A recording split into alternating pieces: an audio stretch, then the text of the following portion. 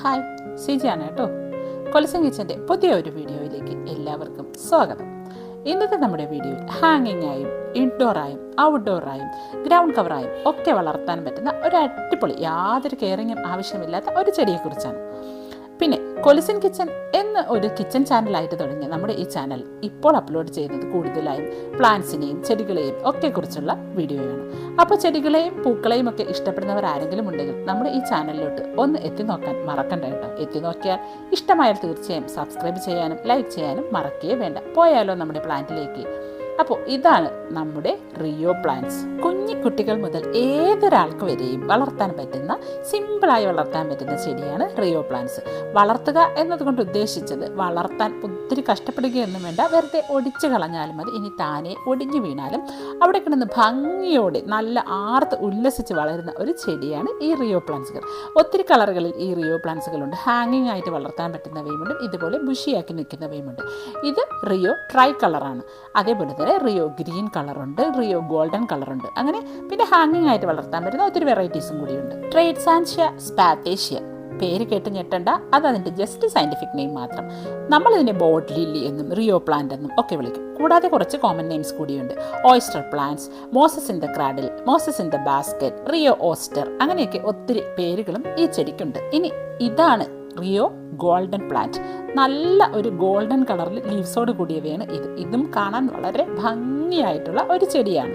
വളരെ എളുപ്പത്തിൽ നമുക്ക് നല്ല ബുഷിയായിട്ട് ഹാങ്ങിങ് പോട്ടിലും ഗ്രൗണ്ട് കവറായും എന്ന് വേണ്ട സാധാ പോട്ടിലും ഒക്കെ വളർത്തിയെടുക്കാൻ പറ്റുന്ന ഒരു ചെടിയാണെന്ന് പറഞ്ഞു. നല്ലൊരു ബ്രൈറ്റ് ലൈറ്റ് ഇഷ്ടപ്പെടുന്ന ഈ പ്ലാന്റിന് ഒത്തിരി വെള്ളം കൂടിപ്പോവുകയാണെങ്കിൽ ഇതിൻ്റെ തണ്ടുകളൊക്കെ അഴുകിപ്പോകാൻ ചാൻസ് ഉണ്ട്. ഇതൊരു സാധാ ഗ്രീൻ കളറാണ്, നല്ല നാടൻ വെറൈറ്റീസ്. ഇതിൻ്റെ ബാക്ക് സൈഡ് നോക്കുകയാണെങ്കിൽ നല്ല ഒരു ഗ്ലോസി പർപ്പിൾ കളറോട് കൂടിയവയാണ്.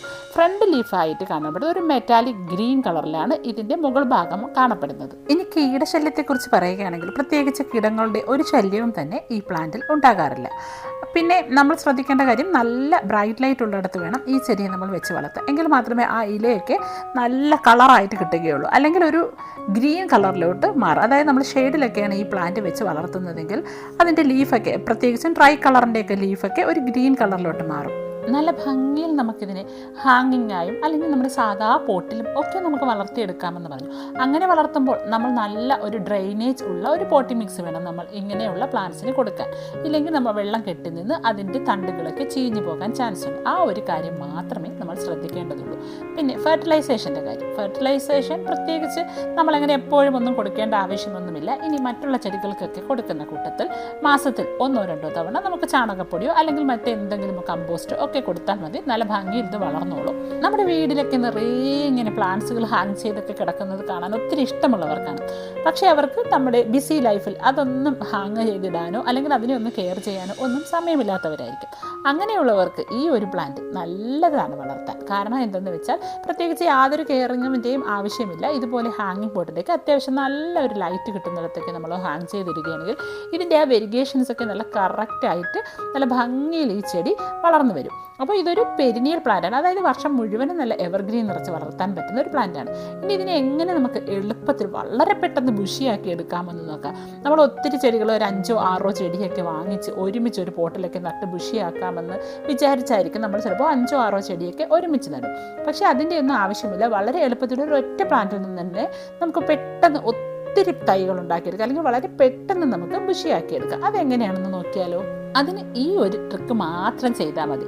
ഇപ്പോൾ നമ്മുടെ കയ്യിൽ ഒരു ഒറ്റ പ്ലാന്റാണ് കിട്ടിയെന്ന് വെച്ചത്, ഇതുപോലുള്ള ഒരു പ്ലാന്റ് ഇങ്ങനെ നിൽക്കുന്ന ഒരു പ്ലാന്റ് ആണെങ്കിൽ നമുക്ക് പെട്ടെന്ന് ഇതിനെ ബുഷിയാക്കാം. അതിനിതാ ഈ ഭാഗത്ത് വെച്ച് നമ്മൾ കട്ട് ചെയ്ത് മാറ്റണം. കട്ട് ചെയ്ത ഭാഗം നമുക്ക് പുതിയ ഒരു പോട്ടി മിക്സിലോട്ട് നട്ട് കൊടുത്താൽ അതൊരു പുതിയ ചെടിയാവും.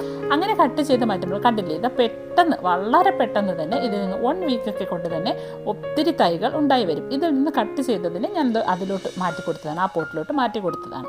ഇപ്പോൾ അതാ ഇവിടെ നോക്കിയാൽ നമുക്ക് മനസ്സിലായി, കട്ട് ചെയ്ത ഭാഗത്തുനിന്ന് 3-4 ഒക്കെ പുതിയ ബ്രാഞ്ചുകൾ വന്നിട്ടുണ്ട്. അങ്ങനെ വളരെ എളുപ്പത്തിൽ നമുക്ക് ഒത്തിരി തൈകൾ നമ്മൾ വാങ്ങാതെ തന്നെ ഒരു ഒറ്റ ഒരൊറ്റ തൈയിൽ നിന്ന് നമുക്ക് വളരെ പെട്ടെന്ന് ഇതിനെ ബുഷിയാക്കി എടുക്കാൻ സാധിക്കും. ഒരൊറ്റ റിയോ പ്ലാന്റും വെച്ച് കാത്തിരുന്ന് പുതിയ തൈകൾ ഉണ്ടാകുന്നതും കാത്തിരിക്കുന്നവർ ഈ ഒരു ട്രിക്ക് ഒന്ന് പരീക്ഷിച്ച് നോക്കും. വളരെ പെട്ടെന്ന് നമുക്ക് ആ പോട്ടിനെ ബുഷിയാക്കി എടുക്കാൻ പറ്റും. അതിപ്പോൾ ഏത് ട്രൈ കളർ റിയോ പ്ലാന്റ് ആയാലും അല്ലെങ്കിൽ ഗോൾഡൻ റിയോ പ്ലാന്റ് ആയാലും ഏത് കളറിലുള്ള റിയോ പ്ലാന്റ് ആയാലും നമുക്ക് വളരെ തിക്കാക്കി വളർത്തിയെടുക്കാൻ പറ്റും. പിന്നെ വേറൊരു ട്രിക്ക് എന്ന് പറയുന്നത്, നമ്മളൊരു കുഞ്ഞു പോട്ടിലാണ് നടുന്നതെങ്കിൽ വളരെ പെട്ടെന്ന് അത് നിറഞ്ഞ് നല്ല ബുഷിയായിട്ട് വളർന്നു വരും. നമ്മളൊരു വലിയ പോട്ട് എടുക്കുന്നതിന് മുന്നേ നമ്മളൊരു ചെറിയ പോട്ടിലോട്ട് മാറ്റി കൊടുക്കുക. അപ്പോൾ ഒത്തിരി തൈകൾ നമുക്ക് എളുപ്പത്തിൽ കിട്ടാൻ വേണ്ടി. എന്നിട്ട് അതിനെ നമുക്ക് വേണമെങ്കിൽ പിരിച്ച് വലിയ പോട്ടിലോട്ടൊക്കെ മാറ്റി കൊടുക്കാം. അങ്ങനെ നമുക്ക് നല്ല ഭംഗിയിൽ നമ്മുടെ റിയോ പ്ലാന്റ്സിനെ അറേഞ്ച് ചെയ്യാം. അതിസുന്ദരികളായ ഈ റിയോ പ്ലാന്റുകളിൽ നല്ല ഒരു പോക്കറ്റ് പോലെ വന്നിട്ട് അതിലൊരു വെള്ള പൂക്കളും ഉണ്ടാകാറുണ്ട്. അപ്പോൾ ഇതിനെ നമുക്കിതുപോലെ മനോഹരമായി മരങ്ങളുടെ ചുവട്ടിൽ നല്ല ഭംഗിയായിട്ട് ഗ്രൗണ്ട് കവറായും അല്ലെങ്കിൽ ഇതുപോലെ ബോർഡർ സെറ്റ് ചെയ്തും എങ്ങനെ വേണമെങ്കിലും നമ്മുടെ ഐഡിയക്കനുസരിച്ച് വളരെ ബ്യൂട്ടിഫുൾ ആയിട്ട് അറേഞ്ച് ചെയ്യാം. അപ്പോൾ എല്ലാ വീഡിയോയിലും അവസാനം നമ്മൾ പറയുന്നത് തന്നെ ഇപ്പോഴും ആവർത്തിക്കുകയാണ്. വീഡിയോ ഇഷ്ടമായെങ്കിൽ സബ്സ്ക്രൈബും ലൈക്കും ഷെയറും ചെയ്യാൻ മറക്കണ്ട. പുതിയ ഒരു വീഡിയോയുമായി കാണുന്നത് വരേക്കും bye from CG Nijas. Thank you for watching.